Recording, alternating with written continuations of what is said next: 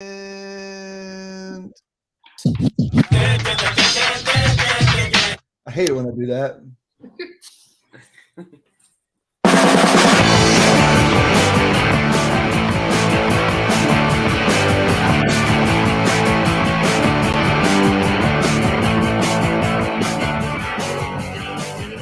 Sports, when you've got a great ball club. Sports, when you're leaving it all on the field. Sports, you like your team's chances. Sports, to survive and advance in sports.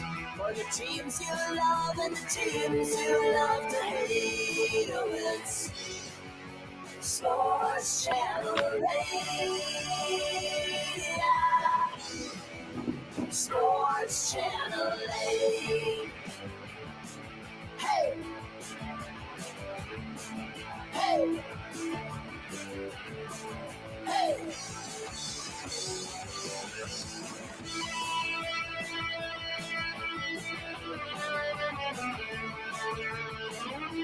Sports Channel 8, the radio show. Open your earwaves on a NCAA Tournament Friday. Second day of the tournament. Started a little slow yesterday, but it heated up at night. We had some upsets, but nothing. I don't know. It was a little slow in the afternoon, but last night was popping. Included the big headline. Number 2, Kentucky goes down to St. Peter's. My boys from Iowa out of the tournament. Here to talk all things. We already got questions flowing in. Who's the default 2 seed in the East? St. Peter's, Murray State, UNC. Yeah, that one's wide open. If UNC beats Baylor, that could be a lot of fun. No, UNC can't be the default 2 seed. If they win, they're the default 1 seed. Yeah, that's true. That's true. Yeah. We'll know after today what the new seeding of the East looks like.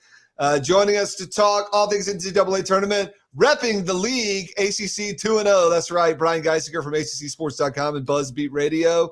What was your surprise of yesterday besides St. Peter's over Kentucky, BG? Man, I don't know. I guess I to an extent, like Iowa going down is like a little surprising, is it not? Or no, not to Josh Goodson. Josh Goodson knows more about basketball than you, BG. Don't worry about that. If he wasn't surprised by that one, then maybe he does. I don't know. Connecticut losing, that wasn't that surprising, to be honest. I swear I had like 3 things in my bracket when I did it without thinking, and then I like watched Matt Norlander for like 5 minutes, and I was like, "Oh, I better flip some things around," and that was one of them. I had who beat New Mexico State. I was like, I don't believe in UConn, and then I went back and listened to him pick UConn to take out Gonzaga or something, and I was like, well, I don't know. Yeah. Swain, you're a resident Kentucky fan these days. Is that what we're doing? Really? No, you got to play the long game, right? Like, yeah, it's awesome that Kentucky lost last night. It's awesome. Now, fast forward to next weekend when we're watching Murray State in the Sweet 16. No, thank you. Like, you got it. You only get to be happy about teams losing once. And if you blow your wad on day one, then you have nothing to look forward to the rest of the tournament. So that's my point. Especially when it's a blue blood. Yeah. Like if Auburn lost today, they're a 2 seed.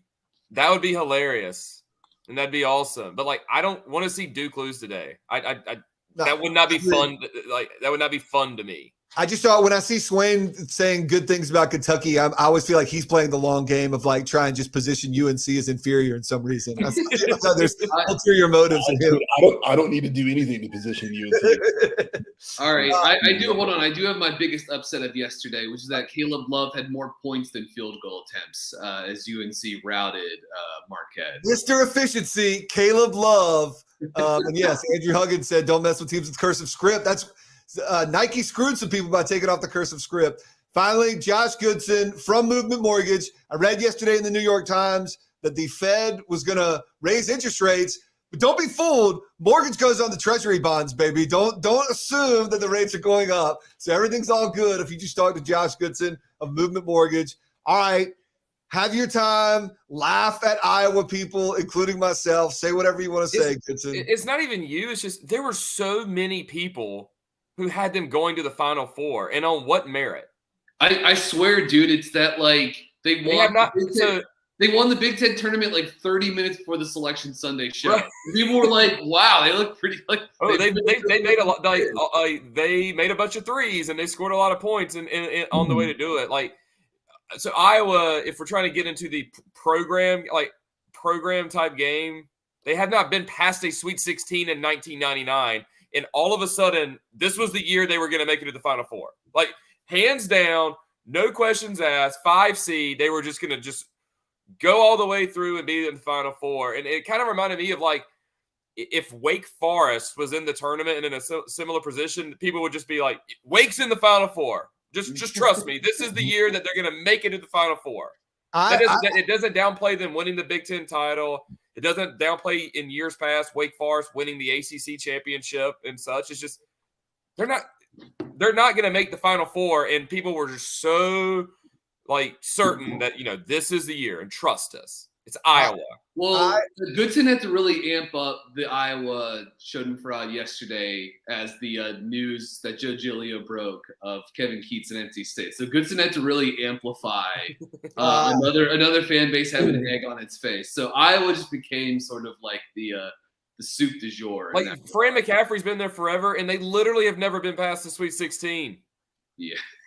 He's also a very easy to hate guy. Like, he's not a terrible coach, but he's like not as smart as he thinks he is and easy to hate. I have no idea why I picked him. The other thing is, I was literally telling myself don't get swept up in team that looks really good this weekend. Sort of like what BG was saying. Like, everybody saw Iowa look really good. I was good about Virginia Tech. Even if Virginia Tech wins today, I'm like, I do not see Virginia Tech beating Texas and Purdue, and they could easily lose to Texas. And yet somehow the same logic that had me over, making sure I did not put too much weight on Virginia Tech's 3-day or 4-day performance in Brooklyn, I went and did it for Iowa. So now Virginia Tech's probably going to win 4 games. No, you broke the number one rule of being a sports fan in North Carolina, and it's you never bet on anyone named McCaffrey. That's yeah. There's just certain rules, like you're not going to pick Iowa to make the Final Four. If North Carolina's playing Marquette, you're not picking Marquette. Just flat out, you're not doing that. Yeah. Well, also like and there was plenty of people who had Marquette, and I think somebody I put on Twitter earlier, tell us something that you did was really stupid in your bracket, and one guy was like, I had Marquette in the Sweet 16. I was like, okay, first off, you have to do what? How do you have Marquette beating Baylor? Right. It's not even so much if you have them beating UNC, that's stupid. First off, right? You're just dumb. And then not only that, you're now been saying not only they're going to beat UNC, they're going to beat Baylor. Stop overthinking it, people. Stop overthinking it. I mean, like just a couple things though. Baylor is like now. I agree with you. The premise is spot on. Like I don't know how you could have seen enough of Marquette this season and thought, yes, they're one of the they're a Sweet 16 team. They were like okay. They were like just okay. I guess the one thought would be you for some reason you liked them over UNC. I don't know why you would have liked that. I thought the matchups were were for the most part in UNC's favor for that. But also I guess maybe Baylor's missing a couple of guys. Like Baylor's and it was like one of those things was like the day of Selection Sunday, or maybe it was in between Selection Sunday, and when maybe when people would have been filling brackets out, but Baylor had another LJ Cryer, who's like one of their best guards, got hurt, and so I'm guessing a lot of people who were just like upset hunting, you know what I mean, are thinking like, "Wow, here's a 1 seed in Baylor. They're probably not going to repeat. They're down a couple of guys. They just had their top scorer go out. I'm going to pick Marquette to beat them going forward." I could see people getting lulled into it that way, but I agree, like it was faulty logic at best. UNC before the tournament was around 95 or 100 to 1 to win the top title, right? Yep. So now this morning 60 to 1. Let's go. And so it's based on they looked good yesterday. UNC probably of any team who played yesterday probably looked the best. Yeah. And Kentucky getting out on the other end, in theory, the next game could essentially be the hardest game in their path to make the Final Four. That's what we talked about, liking being in the 8-9 seed, especially if you're a team that's comfortable with playing in NCAA tournament. You get a warm-up game that's an actual warm-up game Are they comfortable playing in the NCAA tournament? Be quiet. I'm just saying a non-Iowa, a program that's been there before. You get a real game as opposed to like Baylor, who went out and crushed somebody by 40. Well, I mean, UNC did crush them by 30, but it was a real game. Then if you beat Baylor, hopefully something else happens on the other side of the bracket, and that's what's happened. Now, everything worked so well for Carolina yesterday that I'm sure that it won't go well tomorrow. And the other part is UNC was winning despite not getting any of the calls because the refs called that damn coming from out of bounds that we haven't seen since State got called for it. I mean, they were pulling out things in their bag. Where was that? Where was that in the Duke Virginia game? Right? Like we go back to that. Yeah. I'm telling you, that call only comes out when the refs are like, "Wow, all right, we gotta like call something on this. Like, something. We gotta call something right now here because the last couple went in the other directions. Like, we just gotta pull a rabbit out of the hat here." How did Shaka not get thrown out of that game? Right? Like you're down 20. You're like the referees don't matter, but you're also getting absolutely screwed by the referees.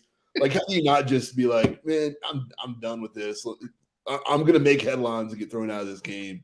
I think you got to go that route. Yeah. I also, UNC, I don't know if you noticed this. They played one of those, like the first 7 minutes, they didn't hit a TV timeout until like 13 minutes in the game. Yeah. And so then they got like back-to-back TV timeouts. And so for their, playing without subs, things worked very well for them yesterday. And then obviously making a lot of three-pointers is going to be, if they're going to shoot a lot of threes, and if they can shoot around, if the three main dudes can shoot around 40%, then they're going to be a tough team to beat. But it's a hard thing to do. But like RJ didn't even have a good shooting game yesterday. Like he only made like 1 of 12 or something like that. I do think Shaka did like. He came back with a lineup after that first timeout that you're talking about, Hayes. Like the game was like kind of close. They hit that first timeout.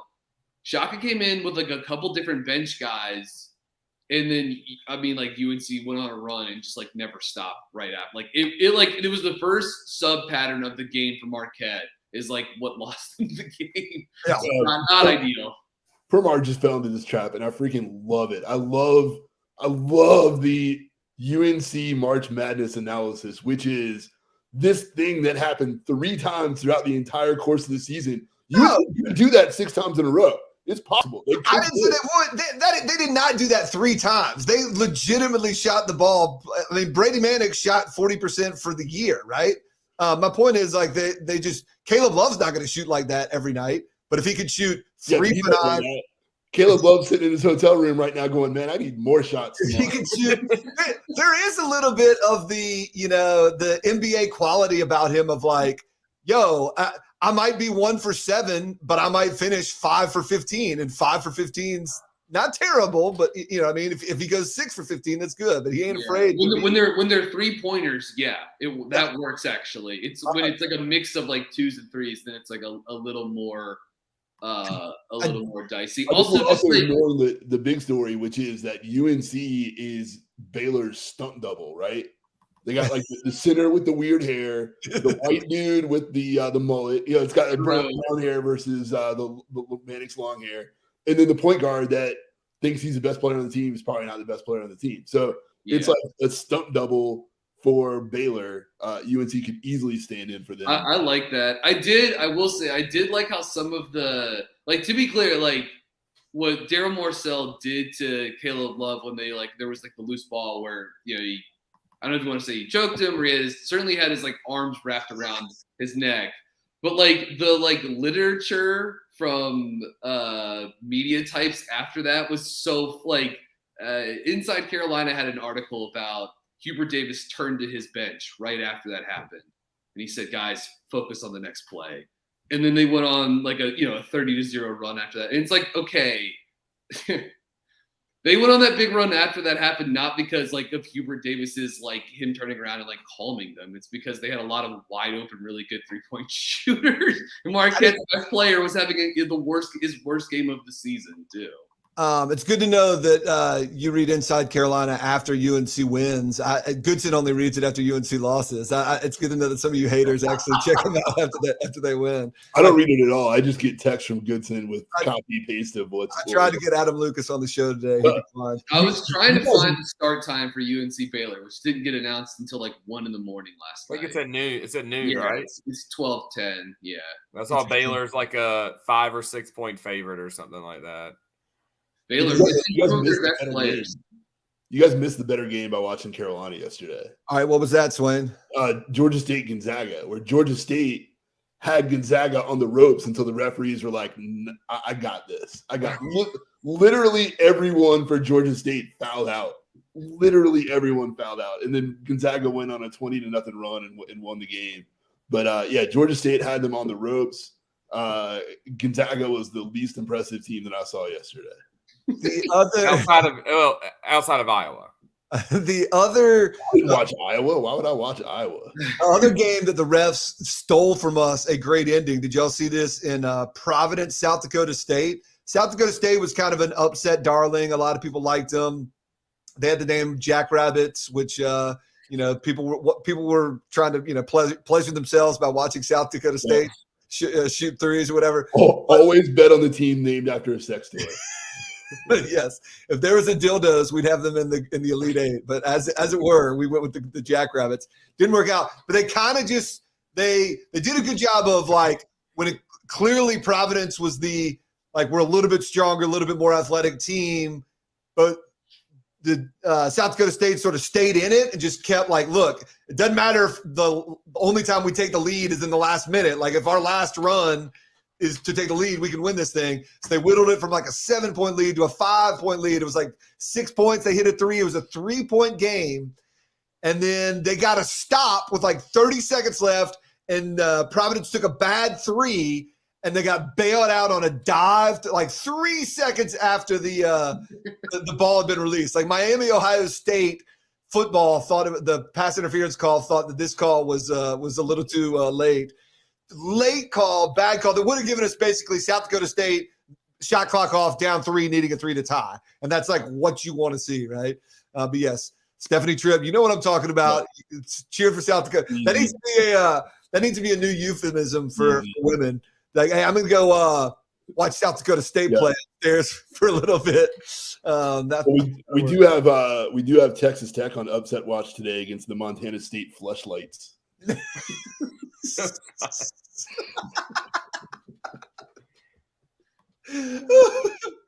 Swain, what are you drinking there, by the way?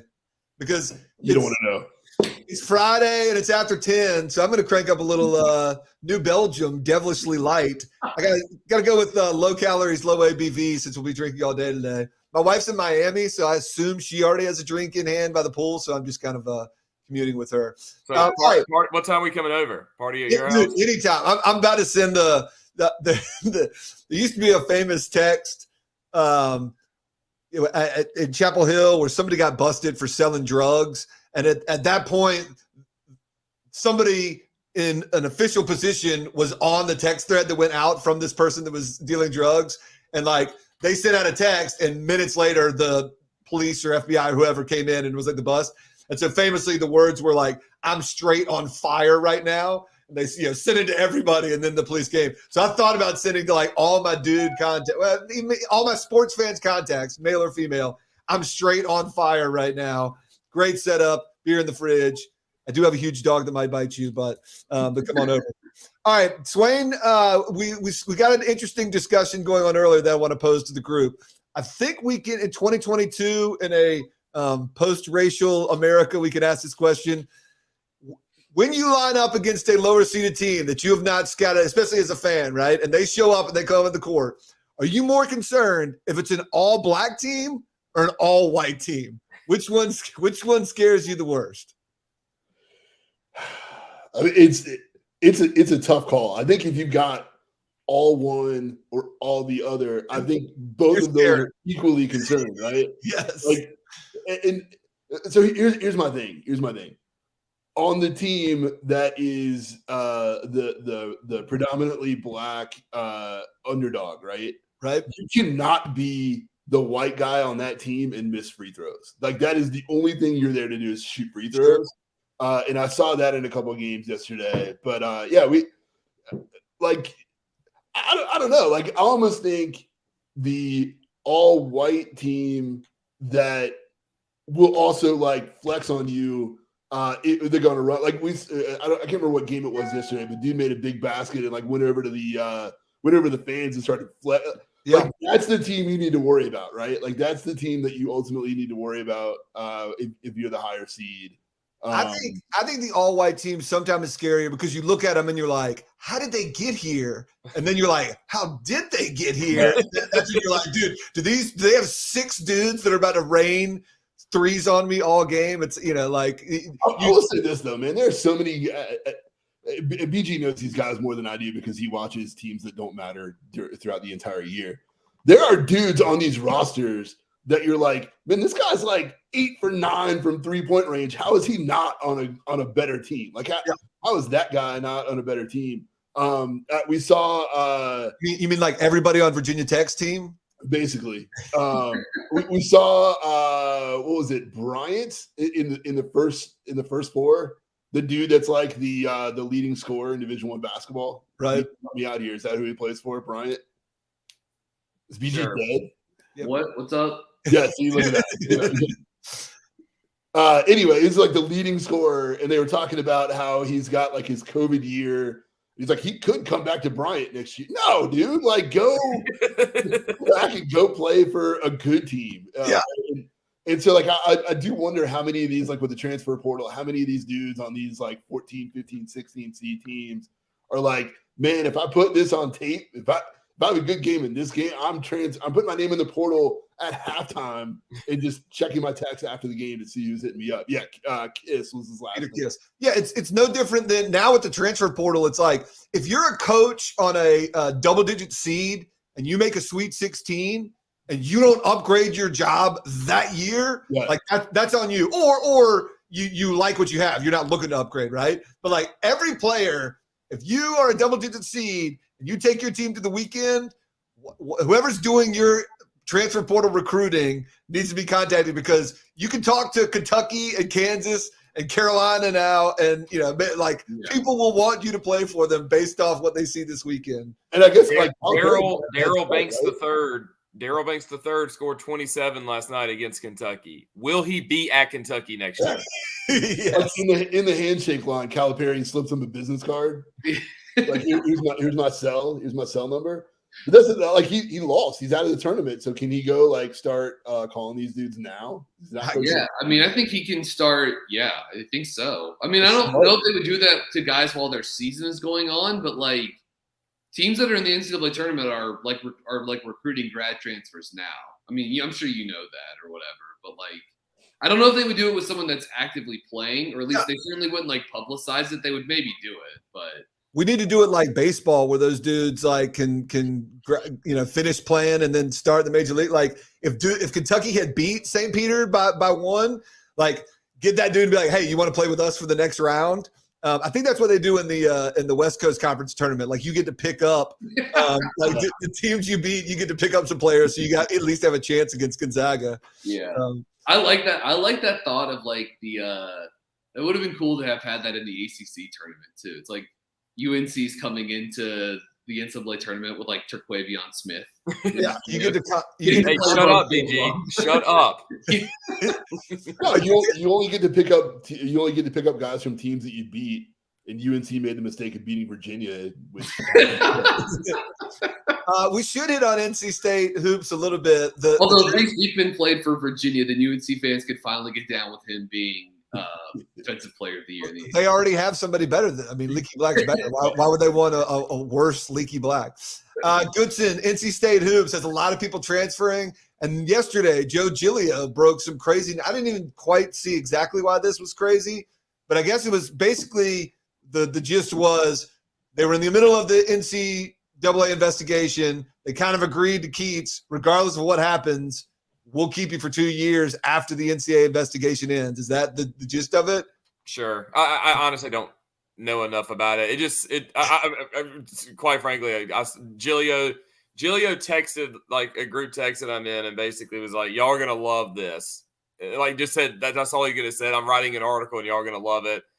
And it just on the surface, it seems silly. Like State's like notorious for that. I think they gave the Got Man a contract extension the morning before they lost the William and Mary in their season opener like a couple years ago.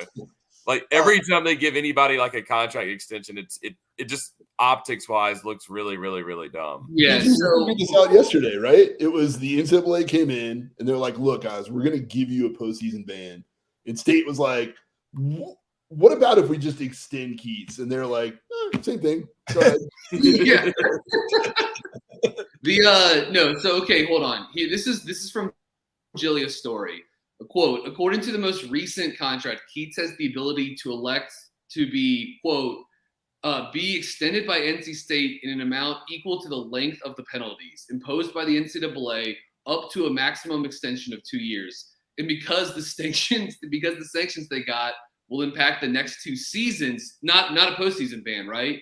But right. Just, the recruiting, scholarship reduction, etc. Because that impacts 2 additional seasons. Keats can extend. Keats is signed through 2026, but he can now elect to opt in for 2 more years worth of extensions up through 2028, which is apparently the same exact language that Boo Corrigan, the AD, has in his contract. So I guess you could look at it as like what's fair is fair. It's still weird, and it's also like I don't know why.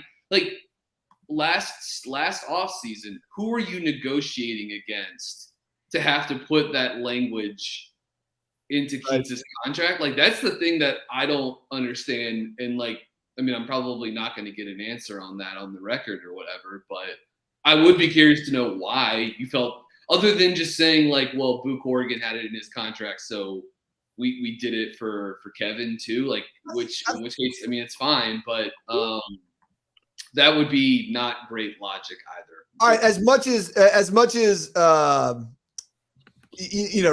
like obviously if things don't look like they're going to be successful for Kevin Keats, regardless of the NCAA stuff, which in theory is cleared up better than it might have been, right? No postseason ban, but obviously I don't know what it's like working with those restrictions or whatever.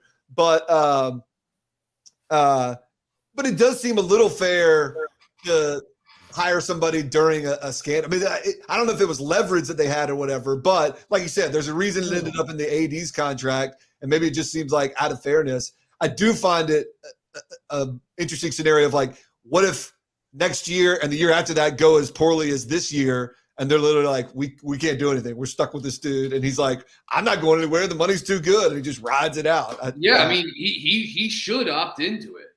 Like, because I think the reporting was that they would add another like $2.5 million to his buyout potentially. Yep.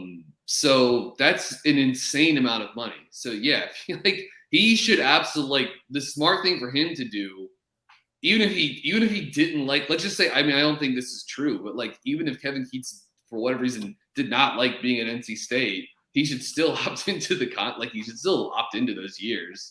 Too good of a deal to turn down. Yeah. Is that ultimately worse than getting like sanctioned by the NCAA, the situation that they're in? Yeah, like, that was kind of your point, and I'm not sure I have a good answer for you. Yeah, being stuck with a coach that you want to get rid of versus getting a postseason ban, right? Because you've already lived the area that you've been impacted, right? And then now you are stuck with a guy that potentially doesn't want to be there, or a guy that you don't want to be there because of the contract. It seems like a really bad situation for everyone involved, except for Kevin Keats, who's probably going to get some extra money out of it, and his agent too.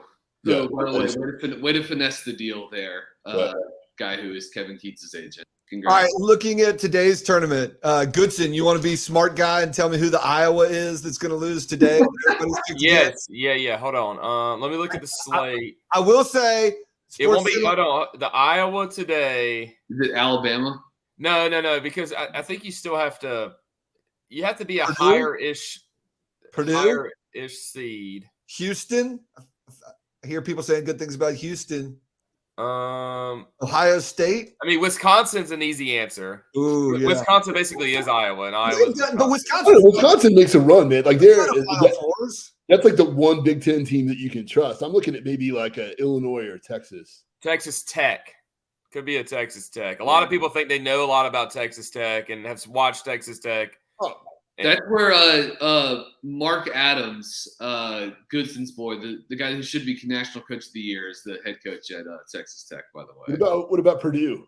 It's sitting at that 3 seed. I was thinking Purdue losing to Yale could be. There's a lot of hate on the Midwest here right now. Purdue, Iowa, Wisconsin. Yeah, that's right. Speaking of the Midwest, let's go a little bit further west to the Mountain West Conference. Four teams in, 4 teams out. Is that correct? The Nintendo 64 of conferences, the Mountain West. That should be like this past year we saw in the college football playoff. Like Cincy made it, but they should never make it again, right? We tried it, been there, done that. We don't need to worry about that a group of 5 team in the national championship or playoff again. Mountain West, sorry. You're like you had your chance. Isn't it, Swain? Isn't it the EP for Champions League? Don't like all the leagues in Europe basically they're allowed a certain amount of teams each year. Like the EPL gets 4 teams. Yeah. And so does and another league might get 2. La Liga has 4, Serie A has 3 or 4. Mountain, like they should do that now. Like Mountain West, you had your chance. You can only have 2 teams ever max in the NCAA tournament. Yep. That's the rules. Yeah. Or you lose your auto bid, right? Like if you don't meet a certain standard for a few years in the NCAA tournament, I think I saw that they're 3-15. I think that's what. It's Mountain West should only have 2, and on the flip side, like ACC, you have 6 every year minimum. Yeah. Like you just do. Like Wake, come on, like you're in. It's fine. Like we trust you way more to win a game than any Mountain West team. That'd be a great way to do it. Like you still got to play your conference tournaments, I guess. Maybe make that prize something like a higher whatever. But if you get top 4 in the ACC, you're automatically in. Like you qualify for the NCAA tournament. That'd be a great way to do it. I mean, I just could not believe when I saw them being like Mountain West is going to have 4 teams. I'm like, what? 4 teams lock? That is just ridiculous. Yeah. Again, what'd you say? They're 3-15 or something like that. And one of them's not UNLV, and like one of them actually isn't UNLV, which could be like the one Mountain West team. You're like, oh, well, I'm sure UNLV's probably good again. I don't know. Yeah. Any other games y'all are looking forward to? We're not worried about Duke, right? I mean, I did look from Vegas perspective. Duke is the second biggest favorite today. So the Arizona is as a 1 seed is the biggest favorite to win their game of any game today, but Duke actually it's the highest spread of any other game outside of that. Yeah, we're not going to talk about Duke. We're just going to let Duke do their thing, and we're not going to talk about them. Swain doesn't want to ratchet up the pressure even further on these poor 18-year-olds who have K's legacy riding on their shoulders and wearing them down like the globe on Atlas's back. No. Yeah, I agree. Let's not add any more there. I think Kentucky losing last night. Like we don't know what motivates kids, right? We really don't. But I think it now can be very easy for Villanova as a 2 seed, like Bruce Pearl as a 2 seed today with Auburn, and Duke as a 2 seed with Coach K. Kind of like, hey, y'all watched basketball last night in your hotel room. I'm sure you did. You saw what happened. If you have your head in your ass, you might lose today. So maybe don't do that, and you probably will be okay. I think it actually is important that they saw that wasn't the last thing they saw last night. Here's the thing, though. We don't have to worry about Cal State Fullerton. Much like you do have to worry about a team that has script across the front. I don't think you have to worry about a team that has to specify like what city they're in. Like Texas A&M, Corpus Christi, you don't have to worry about them. Like UNC Wilmington, they've never actually pulled off the upset, or did they one time? Whatever. Yeah, the ones where you have to, where they have got to like explain to you what city it's actually in. That's like St. Peter's. That's an upset name. Cal State, Fullerton. Nah, that's too much. If it were Fullerton State. Yeah, right. Yeah. Like the state that's not a state, you got to worry about those teams. But or if this were baseball, like if Cal State Fullerton comes out of the locker room today and they're swinging metal bats, If this is college baseball, then I Duke still should like be Duke's really chances, worried. man. That's disrespectful to Duke baseball, ACC champions. That's true. That's true. What about if Cal State Fullerton actually sent its baseball team to play basketball today? Would they have a better chance then? I do want to is like going back to what was it, Evansville, that used to wear the sleeved shirt. If the team comes out in baseball jerseys, you need to worry about them. Or pants. If they have baseball pants on, they're ready to rumble. Oh, that's like Indiana, though. Yeah. And I guess Indiana's not back. I guess we answered that question yesterday. That was awful. Although, shout out to the Indiana cheerleaders. They had a more impressive performance than the team. That actually was very cool. If the folks who missed, I should have that, but I didn't have that video. But yeah, the cheerleaders sort of teamed up to fish a ball out from the backboard. I will say this because Goodson brought this up. I was at the Duke Lehigh game back whatever year that was, and talked to some of the Lehigh players after the game in the locker room. And the one dude that I talked to the longest said Missouri had just lost. Missouri was a 2 seed back when Missouri was, before Iowa, there was Missouri. Missouri was a 2 seed. They lost to a 15, and they were getting like the score updates before that game. And they were like, oh, well, like they did it, we can do it. So it also works. It works both ways. Yeah.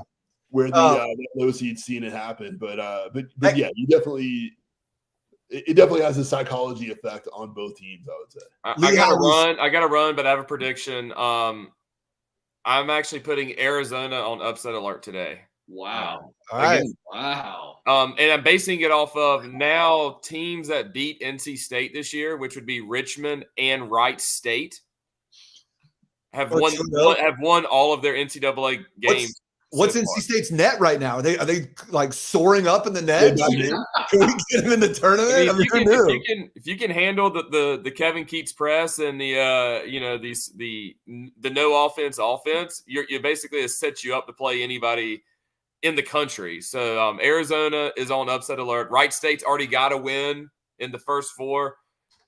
I'm just saying, watch out. If you beat State, you win your NCAA tournament games. And Swain, you said you weren't sure when that Lehigh game was. British Tar Heel let me know it was 10 years ago. Yeah. So it was 2012. He was all over that. I love it. How's Norwich doing? Love enjoy the championship next year. Impressed. By the way, State is 148 in the net. Cal State Fullerton 153 in the net ranking here. All right, so it could be like playing the pack. Yeah. Anything else you guys want to hit on before we do? I was going to do a little bit. We have a small, quick version of Rightly Rated. Anything else NCAA tournament you guys want to comment on? No, I'm good. Then let's take it to Rightly Rated. Oh, let's try that again.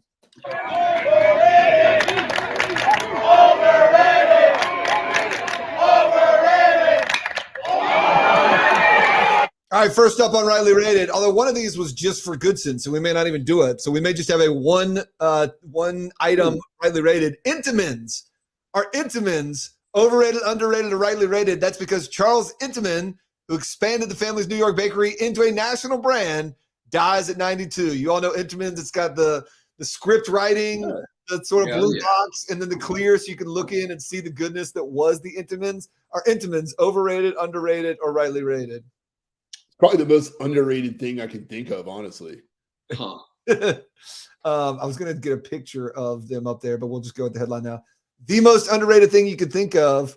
Jeez, that invented video is giving me terrible. I'm just trying to share the headline, not the hunt for the next variant. Oh my God. I-4 team, NBC News, please leave me alone. I would say they're rightly rated, I would say. I think everyone, there's great brand name recognition. I haven't had one in a long time to sort of like I don't know. I feel like we should base this off like the flavor, and I just haven't had any of their like baked goods in a long time. You can definitely not go the chocolate ones look terrible. But the coffee cake is a favorite in the Swain house, and I just recently had they call them Pop'ems. It's like their munchkins or donut holes or whatever. I just recently had those for the first time ever, and they are amazing. So big shout out to Intamins. I wholeheartedly jump in with they are underrated. There's the Pop'ems. All right, the other thing I was going to do for Rightly Rated was droughts, but that's not going to be fun. I mean, I was going to do water because of the droughts, but we'll save for Goodson to be back in because I know he wants to rail on the never-ending drought that we're in. Let's end with some weekend. Andrew Huggins informed us, Wright State, bunch of white guys, so watch out, Arizona. Yeah, you need to fear them. Especially if Wright State comes out in baseball jerseys too, that could be scary. All right, weekend prediction from you guys. Brian Geisinger, give me a weekend prediction. Weekend prediction. When I go to the grocery store, my gaze will sit on Entenmann's longer than it normally does. I may even consider. You know what? Let me make this a bold prediction. I'll buy some Entenmann's. Maybe the coffee cake per Swain's recommendation. That's the power of the show. I hope our advertisers are hearing that. Look at that. I mean, we mentioned it, and we just sold an Entenmann's right there. Do you have another prediction? I didn't know if I cut you off. No. I predict that Arizona won't lose today. How about that? Smart. Swain, you got a weekend prediction? Yeah, I predict at least one column somewhere on Coach K treating Lily poorly in the AT&T interview. I didn't get the job. Yeah, I've already been good. Like, yeah, look at how he's talking to Lily, and there's going to be at least one column about that. They've done better in recent years of at least advancing their ads every weekend because you get worried that you see by the end of today, there'll be some ads. You're already like, oh man, I'm like Lily meeting her summer counterpart or whatever that one. The Chipotle ones, you're like, good Lord. But usually they've done a decent job of at least progressing them as the weekends go. So we'll see. We've got all kinds of North Carolina ties in that ad. You've got LaMelo, right? Yeah. LaMelo's in there. Shows up. Zoe Deschanel, a merge recording artist. Well, so is that so? I couldn't tell if that was 100% her or if I just thought it looked like her. Definitely her. The other thing that's funny, if you watch the Coach K commercial, and it's exactly like the Saban Aflac commercials. First of all, I don't know what they're getting paid specifically, but both of those dudes are in like Jordan status of whatever they're getting paid total is, I'm sure, regular, but what they're getting paid per second of shooting is astronomically high because both those dudes, they're like, all right, I'll do it for $5 million and you got 15 minutes to shoot it. And because Jordan, if you go back and watch all those old commercials too, it's like this Tiger, same way. It is clearly just that person. Like you watch Lily, and it's like a still frame of Coach K. Yeah. Like Lily and Coach K have not met. You're like on the Lily side, it's like in like a fake AT&T store. On the Coach K side, it's like very obviously like in the Bill Brill like press room. Yeah. But I mean, Coach K and Saban are like, all right, I'll do it for $5 million. And you got 17 minutes to film the whole thing, and they're like, "Done, we'll do it." But it is fantastic. My weekend prediction. By the way, I do love how they have LaMelo in their like March Madness commercial because it's like, look, when I think NCAA tournament, I think the guy that literally traveled around the world so he could avoid playing.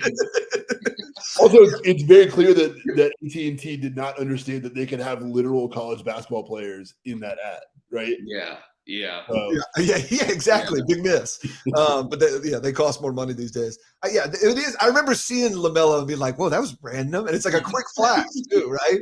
But I hope he might be challenging Coach K's because he's only getting $200,000, but it was like a half a second. He was like, I don't know, on that person. Can you smile and just pull your lip down? Okay, here you go. Here's $300,000. All right, my weekend prediction is 3 ACC teams in the Sweet 16. I'm not telling you who they're going to be, but that's right. I'm going cheap. Duke's going to get there for me, and then I just need either UNC or Virginia Tech, or somebody will make a run. Give me 3 ACC teams in the Sweet 16, and then we'll just give crotch chops to. I would love the storyline coming out that like, whoa, did we undervalue the ACC? And it's like, I mean, I definitely kind of like a lot of the coaches were saying this the second half of the season, and I think they have to say it. Like, you're going to cape up for the league for obvious reasons, but like, yeah, I don't know. Like, I think there's some truth to it too. You know what I mean? It's like the differences between like, you know, a team like I guess Iowa's a cheap example, but it's like a team like Iowa and Notre Dame or whatever. It's like that. Yeah. Ultimately, they're not like completely dissimilar. They're like good offensive teams with like shaky defenses, and like they're led by an NBA prospect like Wesley or Keegan Murray. But yeah, I don't know. No, I would love nothing. I'm not predicting 5 Sweet 16 teams for the ACC, but if there are, you're going to hear about it a lot from our Twitter account and a few other places about the league being down. Like we say this all the time. It's not the job of the committee to pick who can win the tournament, right? Right. Like there were like 8 ACC teams that you could put in and be like, yeah, they could get to the Sweet 16. But only the ones that got in deserve to get in. Sure. But it is definitely fun to clown the conference that goes 0-4, like 1-6, and then your conference has been bagged on all year, and you got 4 teams in the Sweet 16. Yeah, you're definitely going to hear about it. It's going to happen. Can I make one more wild prediction for this weekend too? Right. All right, I just looked at the NIT schedule. Oh God! Tomorrow night in College Station, Texas, Oregon comes to town to take on Buzz Williams in his PowerPoint presentations about why college athletics is rigged. So my prediction is that Buzz Williams does some more wild stuff after the game. Win or lose. I thought you were going to go ahead and take Oregon. That's always anytime you stump and talk about how your team gets screwed, you inevitably lose. Even if you're 100% right, you go out there and get just faced. And everybody just gets to clown you for the PowerPoint presentation. That's the way I think that one's going. So, Perm, I got a UNC question for you before we go. Okay. This is like a legitimate question. Oh, that's all the time we have. Yeah. What? Normally, the Jordan brand does a different shirt than the Nike brand. But Okay. they did not do that this year. What's the reason there? I don't know. Is it that ball in shirt? Yeah. That's the Nike shirt. Yeah. And the Jordan brand teams are having that too. Yeah, because usually UNC and I guess Michigan is the other Marquette too. Usually they've got a different shirt with like a different slogan on it. But this year it's the same. I always think about this, like, is it the supply chain? Is that what it is? Maybe. Well, there is the element of like, all right, if you're UNC, it's fine to be Jordan brand because Jordan went to your school and it feels like, yo, we took the dude. Everybody knows it's Nike, but like for everybody else, I feel like it's like JV Nike a little bit, right? Like and so I feel like there are times, even though you're Jordan brand, sometimes they wearing Nike shoes. They're not all wearing just Jordan made shoes, right? Like I don't know the exact details, but I feel like there's an element of, yeah, Jordan brand is cool that somebody has risen so big and done so well in Nike that they could do their own brand. And it makes sense for UNC to use the Jordan brand logo. But I feel like, I think we had this on Bomani one time where like I was wearing some shoes that are Jordan brand that are clearly modeled after some Nike Jordans, but they aren't, because we were doing a whole thing on like faux gear, and it was like, yo, like Jordan brand basically did like, let's just we can make things that look like Jordans that we don't have to market as Jordans that sell for $80 instead of $200. Yeah, I mean they sell Jordan team shoes too. That's like not even like a new thing. They do that because like everything can't be they can't produce just the signature sneakers. Yes, but some of those dudes on Jordan brand teams wearing Nike shoes. Am I wrong? Like even UNC doing that, right? Does UNC wear like other signature shoes from guys who have played there? Oh, they don't. My bad. They don't have. They don't have Kyrie and Zion. And did James Worthy have a signature shoe? LA gear, right? Wasn't it LA? Are you really going to try and say Duke runs the shoe game now? The alumni, like Jordan's pretty strong. I do know that all the NBA guys wear Kyries apparently now. Yeah. But I guess that's the question. When those guys are wearing Jordan 11s, do you consider those Nikes or Jordans? Why would they not be Jordans? I thought those are Nike. I thought Nike makes because when the shoe came out, Jordan brand didn't exist, right? Like you just got the Nike Air Jordan 11s. I don't know, man. We need to have somebody that knows more about shoes than I do. But when I see those, James Worthy was the first ever person to have a signature shoe from New Balance. New Balance. That's what it was. There we go. I assume when guys are wearing Jordans, I don't know, for some reason I equate that with actually being Nike, but that's such a mistake. Like Grant Hill did Fila, right?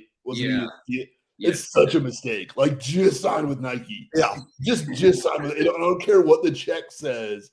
Just sign with Nike. I think Zion did the same thing, right? Even after Nike almost ruined his career too. Zion had like $500 million from like ACCs and turned it down to just be in Nike because he understands that the dad golf market is not. We need to get like an actual shoe expert in here and talk some of these things, because I also want to talk about, like, remember when Under Armour was the hotness? I feel like they've fallen off. Yeah, you can really find a couple articles that have been written like post 2015, 2016 about how, it's like they had this like explosive first half of the last decade and then like really like backslid for a variety of factors over the last handful of years, basically. They had like Steph Curry, Cam, and like Jordan Spieth, and they were all looked like they were going to be the three best in their sport for the next 10 years. And now just Mike Bray running around dancing in Under Armour gear, like that's what it is. Cool. That's cool. I'm just saying it's not quite probably like the image that they were probably shooting for once upon a time. We haven't done enough Mike Bray appreciation from his performances this week, but maybe he'll get another win and be one of the 3 to 5 ACC teams in the Sweet 16, and we can talk about it Monday.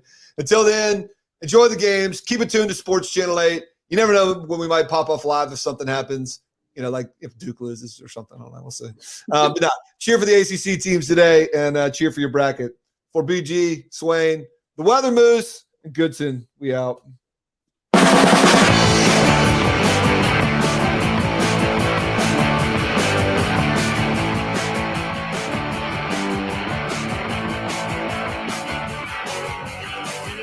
Sports, when you've got a great ball club. Sports, when you're leaving it all on the field. Sports, when you like your team's chances. Sports, to survive and advance in sports. For the teams you love and the teams you love to hate. Oh, it's Sports Channel 8. Yeah. Sports Channel 8.